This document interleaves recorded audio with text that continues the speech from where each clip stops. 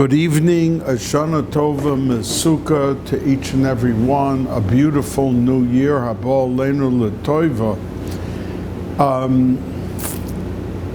You know that many people suggest for the year, what Roshei Tevis, what does each and every year, is there something to be accentuated? And for the upcoming year, which is Pei Vav, many say Peru Uravu. And it's significant because the Gemara says, Ein ben David bo ad shetichla kol haneshamos shebaguf, that there is a treasure chest, Rashi says, in heaven. And in that treasure chest are the neshamas, where from that box it comes out when a couple give birth to a child, that it comes from that box. And that when that box finishes distributing all of the neshamas, that's when Mashiach will come.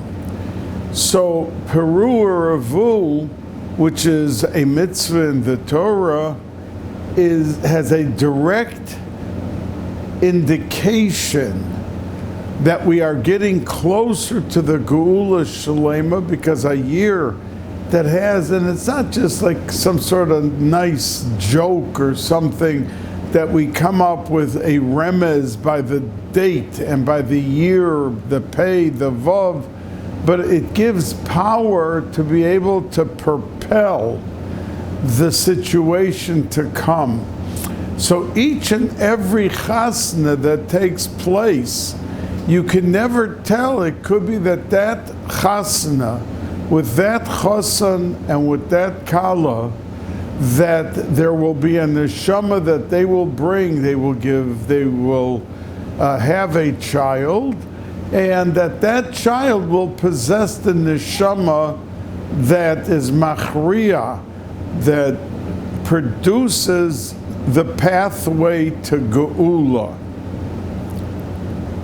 So let's hope it's in this year.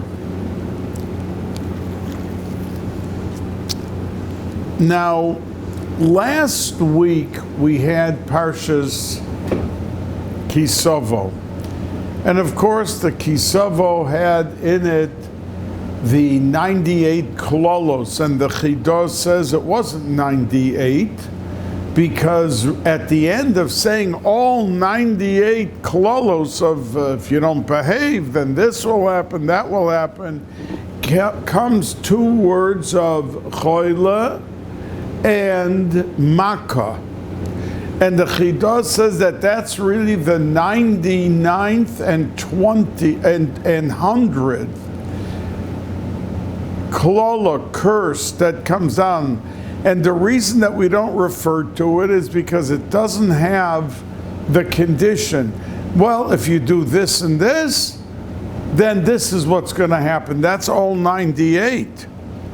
And these two come, and it puts like a chasima, like a seal, on the 98 by concluding with two statements, two words, which are strong and has no detailed explanation or statement of what is the cause and what will be the effect, what will be any type of a punishment. But it's interesting in general, because Rashi in the very beginning says that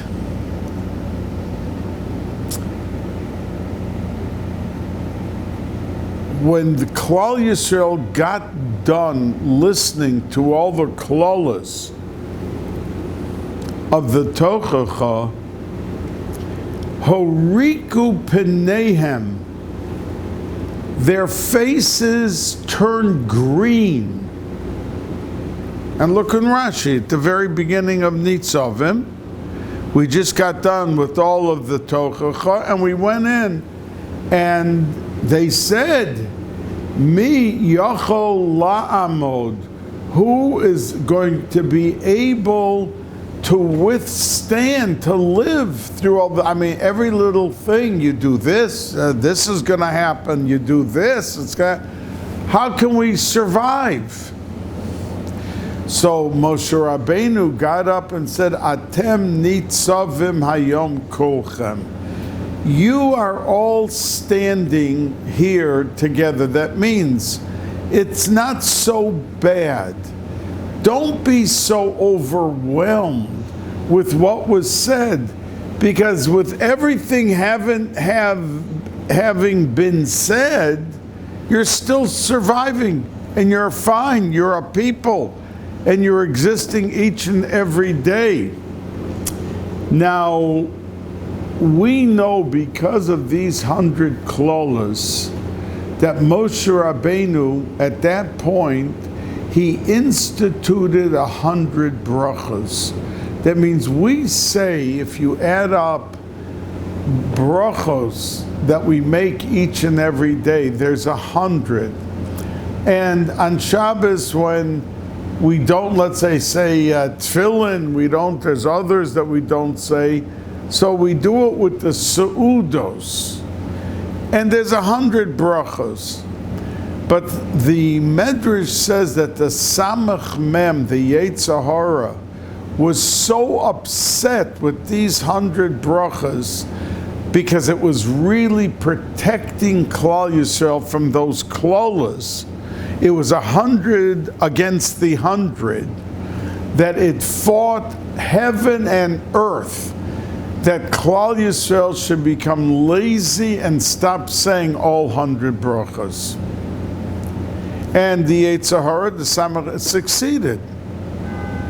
But the Medrash says that when David HaMelech, some few hundred years later, realized that there was 100 that Moshe Rabbeinu made, and now it was really disappearing, he reinstated it with tremendous chizuk and power and strength. But again, the Yetzer Hara, says the Medrash, waged war, and the Gemara talks about this, waged war to see to it that they would become lax and they would not do the 100. So it says in the time of the Amoraim, which after David HaMelech was like 1,000 years, after David HaMelech, the Amoraim reinstated, and we to this day have the power of being able to withstand and being able to have an antidote and a cure and a spiritual defense in that which we do to survive the power of the klolos. Now, the Mefarshim ask a very important and basic question. Moshe Rabbeinu said the Tochacha to be able to instill the fear, so to speak, of God, as we say in English, Yiras Shamayim, that you're living your lives and you're happy and you're comfortable and you can really begin to slip away from your avodas hakodesh, and you're standing in the holy realm, so to speak. So he said to Tochacha to shake them up. But then he came to Nitzavim and said, what are you so shaken up about? Atem Nitzavim Hayom Kulchem. You're surviving, you're alive. So if he wanted to shake them up, what did he come with Parshas Nitzavim to calm them down? It was working against himself. The whole reason for the Tochacha was to put the fear of God into them. Coming to Nitzavim and say, take it easy, don't get so scared, you're all standing, you're all alive. He was defeating the purpose of why he said the Tochacha. So the Meforshim say that he did not come to say Nitzavim to take away from the Yiras Shamayim, that he wanted it to be a cementing factor, part of the backbone of his statement, to instill, to impart, to imbue Klal Yisrael with Yiras Shamayim, with fear, strong fear. But he came to say Nitzavim, that you are all here today, because he wanted to wash away the hopelessness. You see, a Yid is never ever allowed to become hopeless. We live through life. We wake up each and every day, Baruch Hashem, but we have news throughout the day that could certainly make us hopeless. There's something is thrown our way from left field, and we say, how can I go on? And it was that hopelessness that Moshe Rabbeinu wanted to wipe away, and that the backbone of Klal Yisrael should never have in it that power of hopelessness. You know, we are called Yehudim. We are called Jews. It's from the name Yehuda. Now you may ask, why were Jews then called Yehudim and it remained like that since Yehuda? Why weren't we called Reuvenim or Shimonim after Shimon or Reuven? Why Yehuda? So the Meforshim say, because after they found in the sack of Binyamin, the Gavia, the Kos, the brothers were totally dissolved. Their hope, they had given up. They said, we see that the Rabbanu Shalom has done to us something that we are absolutely devastated, and we're not going to be able to pick our heads up. And it was at that point, says the Medrash, when Yehuda saw all his brothers throwing up their hands, we're finished, okay, we're slaves, let's accept it, and that's where we are. Yehuda stepped to the plate, and he came to Yosef ready. I mean, the Medrash says he sent Naphtali out to all the provinces that Yehuda said, how many provinces are in Mitzrayim? And he came back and said, there's 12. So Yehuda said, I will take 9, and you'll take 3, and we'll wipe out the whole Mitzrayim. So when he came to Paro, he came with fortitude. And he first spoke softly and with this and that. But in his mind, says the Medrash, he wasn't accepting any defeat over here and doing to their father what would eventually happen with the news that all the brothers are now stuck in servitude. And because of that, the Chazal say that that's why we are called Yehudim to this day, because the resolve of never giving up that hope was established by Yehuda, and that's why we are called Yehudim.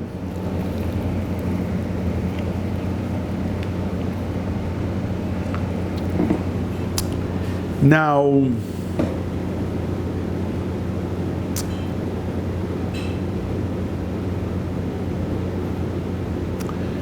Rav Schwab, Zecher Tzadik Livrocha, carried the concept a step further, and he said that we know that before the Yidden went into Eretz Yisrael, from being in the Midbar, that Yehoshua sent out 2 spies. Many say it was Pinchas and Kolev, and they came into Eretz Yisrael, and they were in Yericho. Now, there's a famous story of Rochav HaZoina. Some Meforshim say the word Zoina there means that she fed the people, from a lashon of mizonos, food. But most Meforshim say it means Rochav of ill repute, that she was running a house for Averas, Hazoina.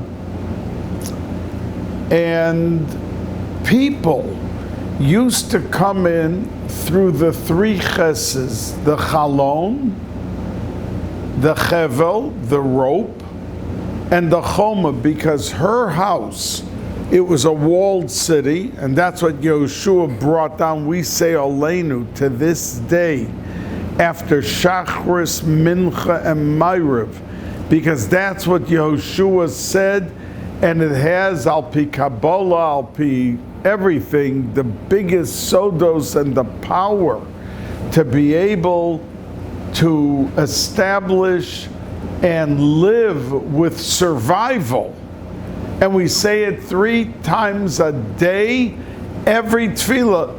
They even incorporated it, Rosh Hashanah and Yom Kippur, into the Shemona Esrei, which we never did with any other type of tefillah on its own. Now, we have, for instance, on Rosh Hashanah, we have the 9 brachos, and the 9 brachos stand for Sistra's mother, who sighed and sifted 9 times, and she had 100 tears. That's why we have Tekiah Shofar, 100 kolos. That was the antidote and the medicine for Klal Yisrael. But in Shemona Esrei, we say from Tilim, Kel Bekocho, Bekiya Uzo, we say things, but that's established with Tehillim. But a regular tefillah, like Aleinu, we don't do that in Shemona Esrei anywhere, except that the Anshe Knesset Gedola included it because they saw how deep and how effective Aleinu is. So Rochav welcomed these 2 spies, and when the army was catching up with these 2, they heard, they had some way of knowing that the 2 spies had come in to the community. So Rochav said to them, listen, they're ready to catch you and to kill you. I'll make a deal with you.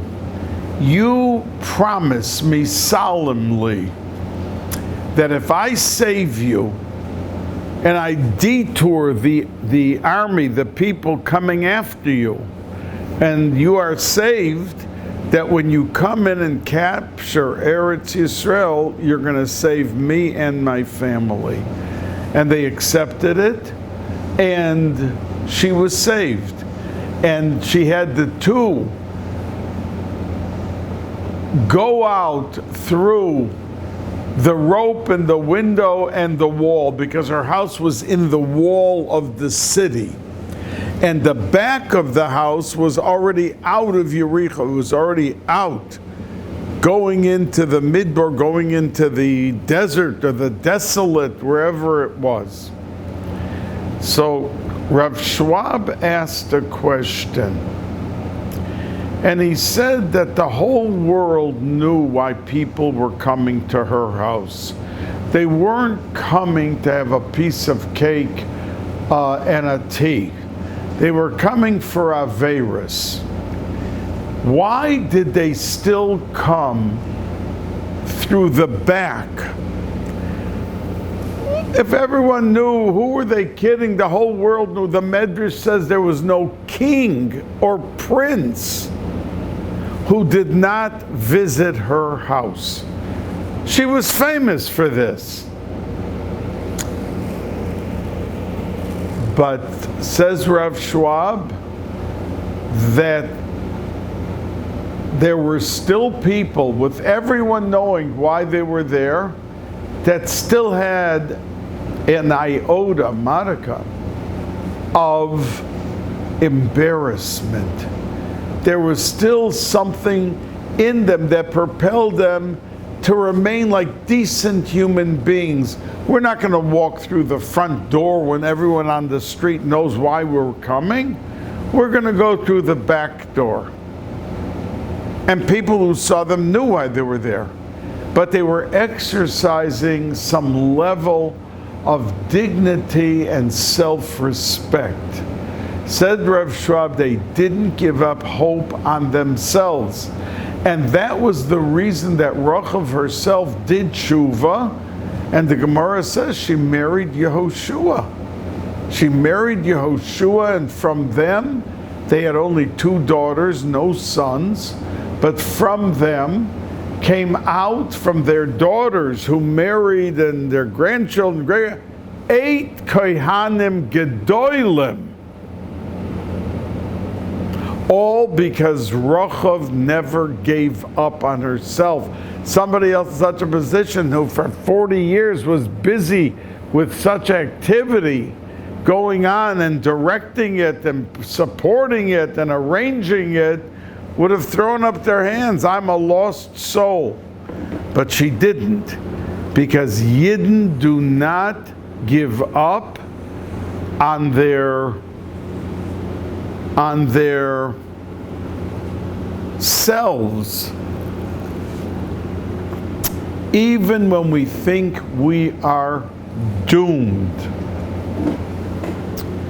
Now, we know that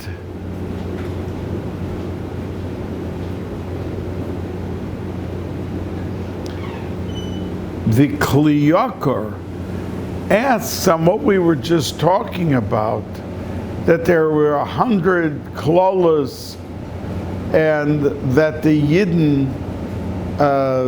got scared from it and were ready to throw up their hands. Says the Kli Yakar that why was it that the 99th and the 100th had no explanation to it, and that's why we refer to it as 98 klolos, which came in the Tochacha. And he answers and says that even though there were 2 more, but Moshe Rabbeinu wanted to leave it open-ended as a message to Klal Yisrael. And what was the message? Because there was no explanation, and there was no defining moment to tell them why and what. It was just Choila and Makkah. That's it. The others all said, if you do this, then you're going to end up eating the children you got. And by the way, the Tochacha, the Baal Shem Tov was the Baal Koira in his shul, and every single, we in our shuls, when we read the Tochacha, either the person who goes up for that aliyah, because the Baal Koira is reading into the person, the Tochacha, so the Baal Koira himself takes the aliyah, or the Gabbai or the Rav of the shul takes the aliyah. But it's nothing to laugh at. I mean, aliyah, person who's reading, in other words, gets the aliyah and the Baal Koira is reading into him, it affects him. That's why there's many parshios that end, for instance, like last week in Kiseitse, well, one of the parshas, the Levi who gets the aliyah, it ends up in the Aliyah V'arachta Yomim. And many Leviim, either they buy the Aliyah, they want that Aliyah because they want to leave with an ending going into them by the Balkany V'arachta Yomim. So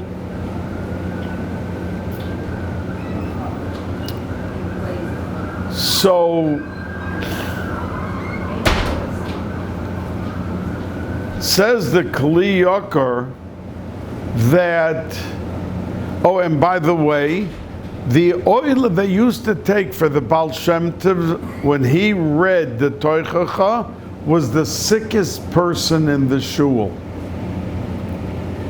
And Al Pi Kabbalah, the secrets of the Toichacha are all brachos.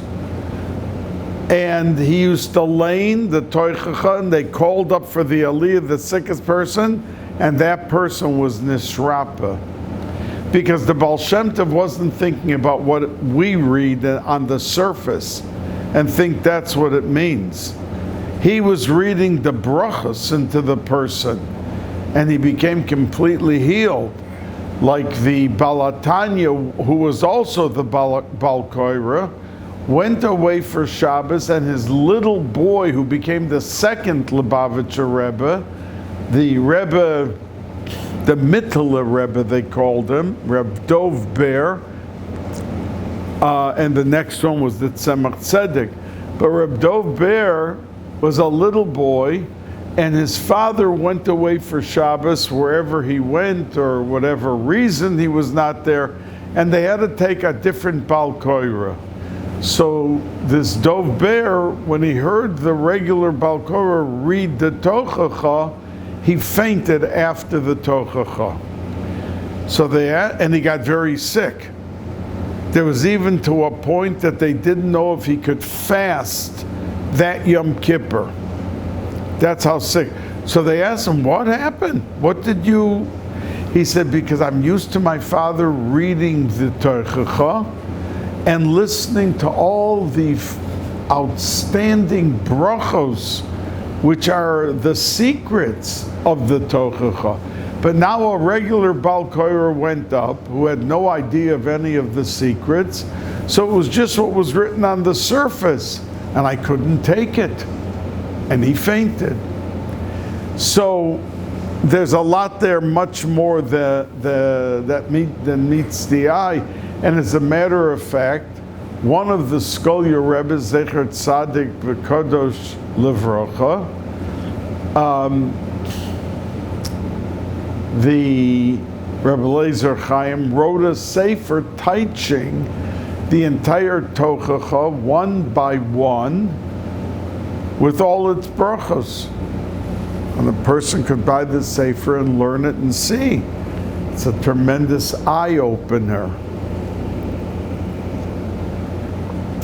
But says the Kli Yakar that it was left open-ended with no explanation and no comment, but just mentioning the last two to awaken a person to know that he never knows when he thinks something bad is happening, it could be the biggest bracha. That there were people who went into Rebbes and they said, I borrowed money and I invested money for a business and I lost every penny. And they were downcast. And the Rebbe said, because the partner you would have taken would have robbed you beyond what the position you're in now. And now go and do this and this, and you'll see you'll be matzliach. So it's not that we are so weak in our stature, our backbone, our posture, that we can be swayed so easily by the slightest disappointment. And we have to fortify and instill into the place where we stand and the situation we find ourselves with total fortitude. So that's why you don't know what's happening and where it's coming, says the Kli Yakar. That's why the last two have no statement, no explanation, nothing else comes up from them. Now I began to mention about Rosh Hashanah, and I want to say that there is a famous question, because the next Sedra, next Shabbos, we read Nitzavim, and 2 days later, 3 days later is Rosh Hashanah. So there's a famous question asked, why is it that we have Rosh Hashanah before Yom Kippur? Wouldn't it be more proper that Yom Kippur, which cleanses us and takes off all the dirt, so to speak, all the Averis and everything that we are so filled with and covered with, wouldn't it be better to have Yom Kippur and come into the Yom Hadin? Don't forget, Rosh Hashanah is Yom Tiv, but it's also Yom Hadin, and that's why many Meforshim are struggling of how does Klal Yisrael do this balance. That means on Yom Tiv we have to have a certain base of simcha. But on the other hand, if we know we're being judged, and an entire year is dependent on the Rosh Hashanah, so how can we be so, our lives are on the line. Our children, our grandchildren, when we say miyichya miyamos, we have no idea what's going to happen. And that's why I've always said to you, make sure to give tzedakah every single day. Whether it's a nickel, a dime, a dollar, $10, whatever it is. Because that tzedakah can say, when Rabbi Akiva's daughter, on the day of her wedding, was supposed to be killed by that snake, and she was saved, Rabbi Akiva called out. She was saved because that morning she got up and she gave immediately a pruta to a oni, gave a coin, gave tzedakah to a per person. So let's not forget that tzedakah, it's a tremendous antidote, and we don't know when we're riding in a car what's supposed to happen. We get out of the car, we don't think twice, we drive, people drive, but there are people who don't get out of the car. And it can be that dollar you gave to tzedakah and brought a little bit of a smile to the person who just a minute before went up to somebody and the person shooed them off like they were troublesome, that they're coming to bother them for money. They should be dancing that the person's coming over to them and they have the opportunity. Would somebody shoo off someone that won the lottery with the ticket and win, and then say, oh, but it was such a headache, I had to go to the store and buy the lottery? He wouldn't be saying that. He'd be dancing in his house or in the street that he won the lottery. When a person comes over and asks you for tzedakah, you won the lottery. You were given min hashamayim the opportunity to soar heavenward. So anyway, our question of why wouldn't there be Yom Kippur before Rosh Hashanah?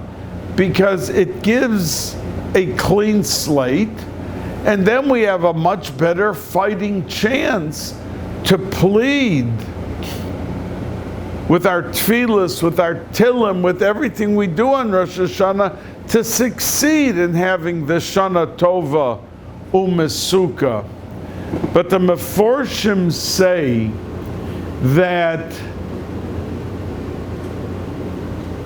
we are restabilizing our part of being part of the klal by first coming into Rosh Hashanah with all of the dirt, with all the problems that we have, and it propels us with a much bigger broken heart to the status of and the realm of succeeding in our tefillas and looking forward to the tahara and promising tahara and being able to elevate ourselves to be able to bring out the best of Yom Kippur, which is the actual second step, not final step. The final step is Hoshana Rabbah. As we've spoken about, and we'll speak about it again, the Bnei Yissaschar, of what Hoshana Rabbah does in sealing the Rosh Hashanah and the Yom Kippur.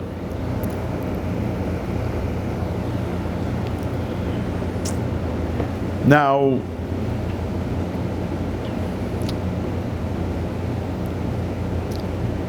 we underscore on Rosh Hashanah the fact that 3 people were answered: Chana, Sarah, and Rachel. Why these 3? I mean, look through our history.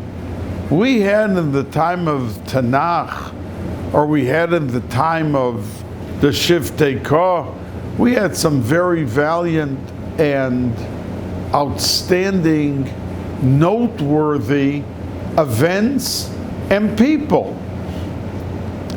But the common thread, say the Mefarshim, I mean, the Haftorah on Rosh Hashanah is Chana. And she was Nifkedah. She conceived Rosh Hashanah. And so did Sarah Imenu, who was at home crying that she couldn't conceive. And Rachel Imenu also, who subsequently had Yosef and Binyamin. But the Mefarshim say there was one common denominator, that they helped someone else. And that's why they were given that status of being listened to, their crying and conceiving. Sarah Imenu, when she and Avram were taken by Avimelech, the whole land stopped conceiving.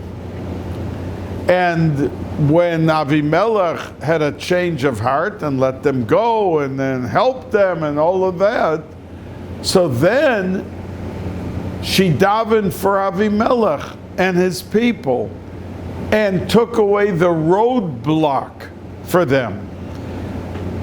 And that's why she was answered.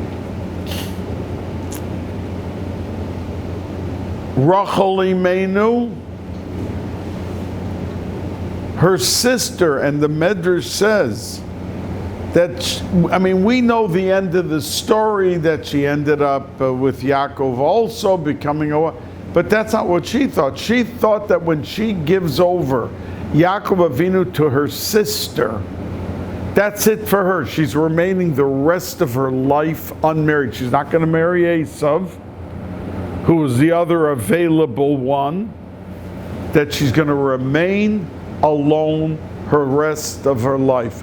And she was ready to give up her whole destiny and life to save the embarrassment of her sister.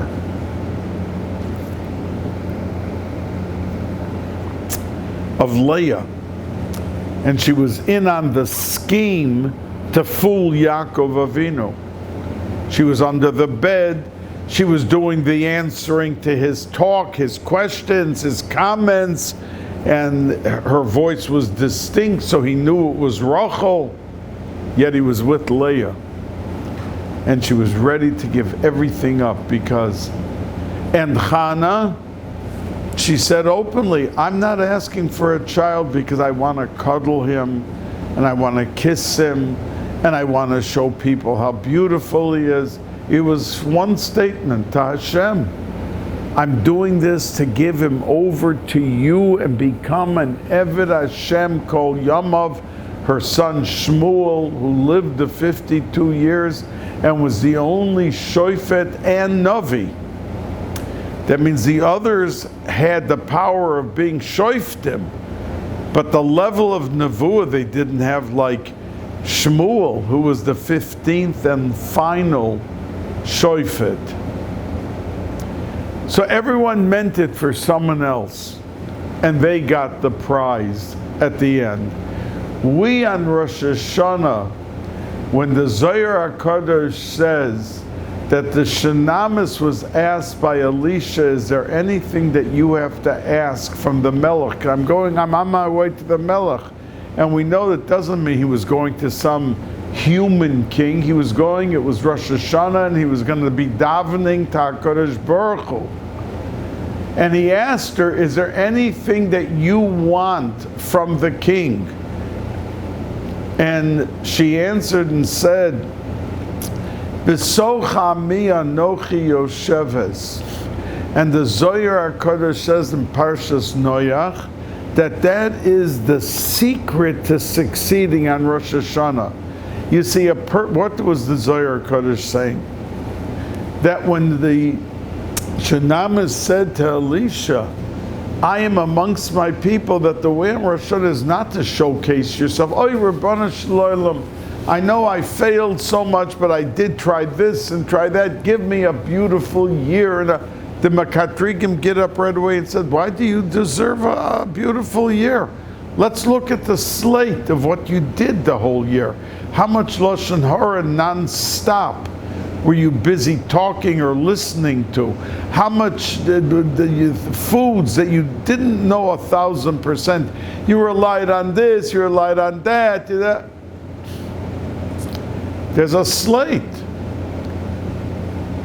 So the way to succeed, despite whatever we did that year, is to put ourselves in the klal. That means we imagine ourselves standing with 1,000 Yidden, and with the 1,000 we're asking these words together to get. And that's what she meant by B'socha mi anochi yosheves. Because it would look like, what's the answer? She was asked a question, should I ask on your behalf? And she answered, no, I don't want you to single me out. I want to be with the klal, and that's how you can be zoicha, as the Zohar Kodesh says, B'Rosh Hashanah, by we asking and being part of the tzibur and the klal. Now we know, of course, that it is our mouths, our davening and the tilim, which carry the day.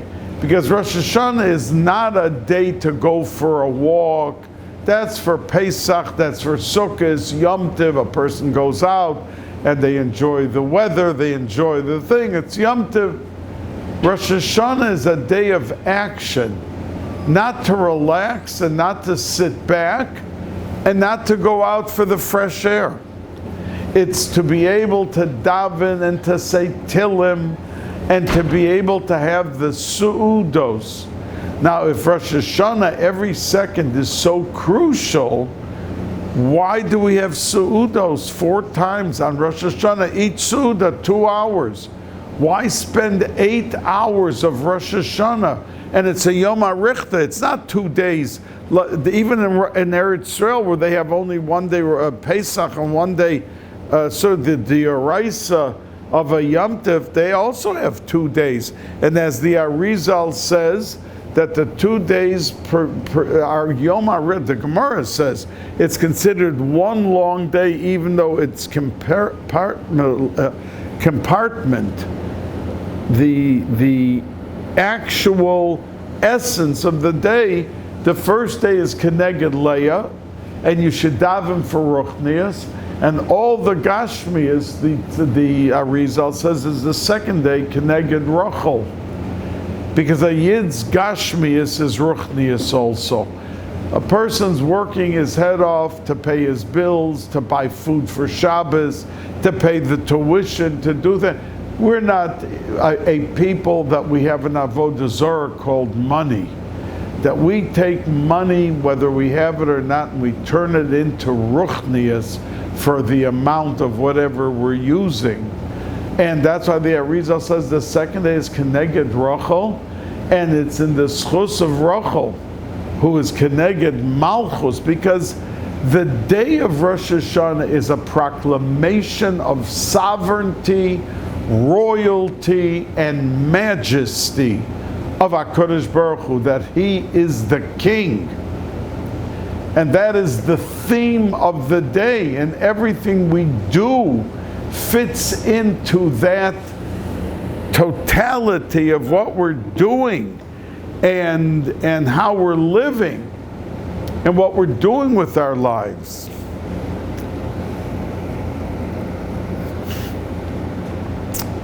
So, the Seudos, for instance,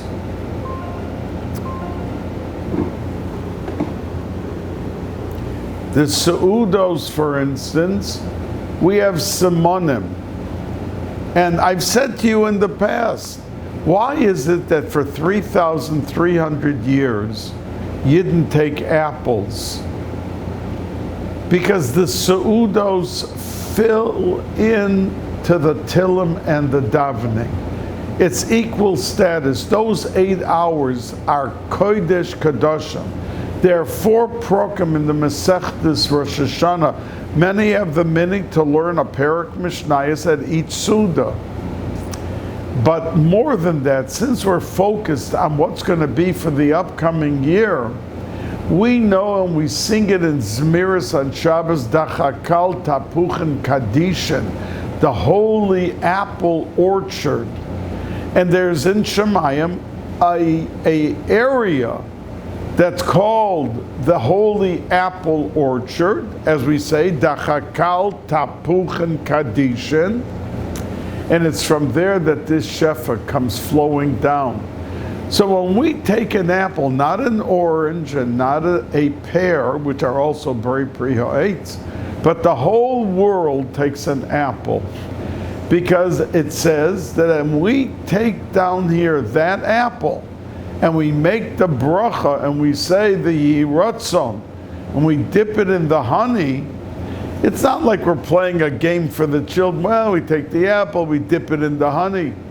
While that's going on, we're taking the dinim on us and turning them into a shana tova umesuka,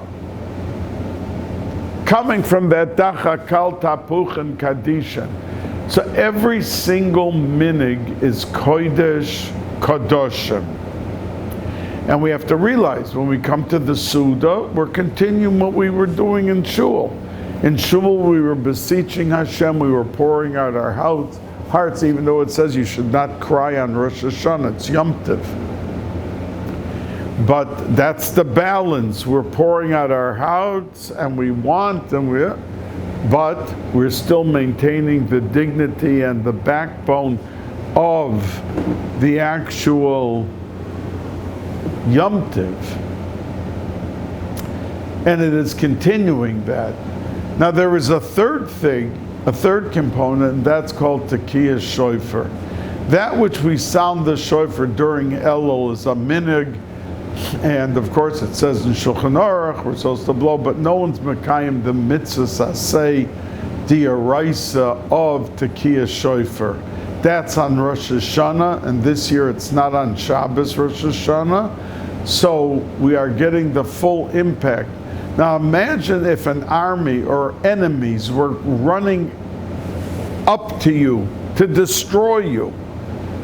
And that's all the mekatrigim and the mechablim that come to destroy us on Rosh Hashanah, that we shouldn't get chas v'shalom lo aleinu lo aleichem, the year that we want to have.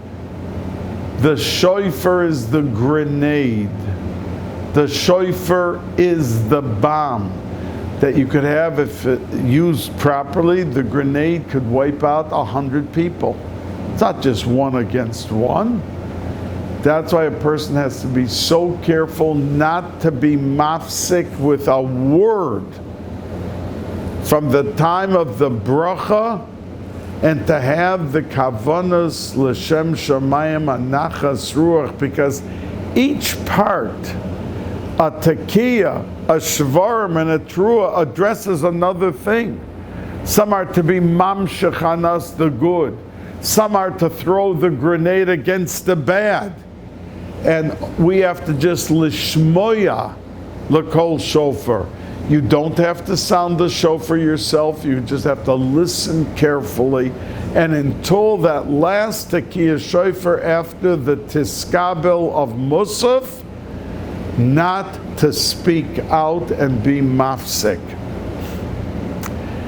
And that can bring on us a tremendous, powerful defense.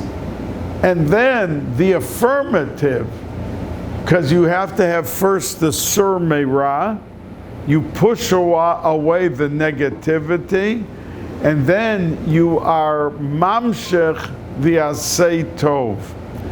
Now, we know that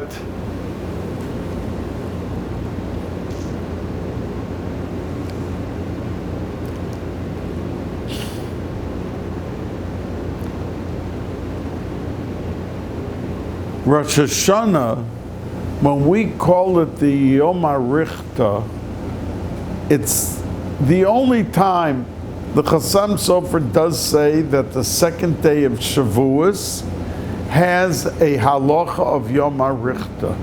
It's not Sveika Diyoima. Of course, it's not a Dioraisa like the first day, it's Derabanan. But in terms of its effectiveness and everything that it accomplishes, it's like the first day that it brings down. So the only time that we really have 100% equal status is Rosh Hashanah. And it says that when we say on Sukkot, the Hoshanas, one stanza we say Hoshana Shalosh Sha'os. Rabbanu Shalom, save us from the 3 hours. And we say it in one of the stanzas of the Hoshanas. Now, administrators in yeshivas used to quote that because the banks gave the yeshiva till 3 o'clock to cover the checks. So they used to say, Hoshana Shalosh Sha'os, save us from the 3 o'clock hour that we should be matzliach, and that if we can't cover it fully, that they'll still pay out our checks. But it was said like as a joke. The 3 hours we're referring to are the 3 first hours of Rosh Hashanah. That those 3 hours, Klal Yisrael, each and every Yid, is looked at with a microscope, with a magnifying glass, to everything they think, machshava, dibur, and maisa. So when you're davening, you're davening.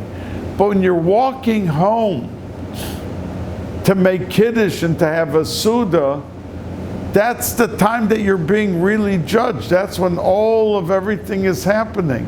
So don't walk home talking about the stock market, chas v'sholem, or Trump, who has been a magnificent shliach for Klal Yisrael, and you could see clearly why he was saved from the assassin's bullet in seconds. The whole difference was made, and the difference he's making in the world. That he's a man of peace, and he's a man of determination to be able to get things done properly and accordingly, and he's succeeding in this crazy world that we're living in. What kind of world will our grandchildren have? Chas v'sholom, if Mashiach doesn't come. He's going to come. I don't think anyone has to be concerned, because the world can't go on forever like it is right now. But the idea is that we are able to make the difference by what we think and what we say, and especially those first 3 hours of Rosh Hashanah, that we have to give it the stamina, the backbone, and the dignity in that realm of machshava, dibur, and maisa, to be able to meet our goal and achieve our goal of what we want from Rosh Hashanah. A good gebenched, lebedik, zis, gewaltige yor with a geula shlema, because the geula shlema solves everything. Somebody's sick in the family, you want the refuah shlema, daven for the geula shlema. It'll be like a light going on. Like it says with all the children, Down syndrome and all that, it's like a light being pushed, and suddenly in a second, they're all 100% normal. We should be able to dance together, B'Yerushalayim Ir HaKodesh.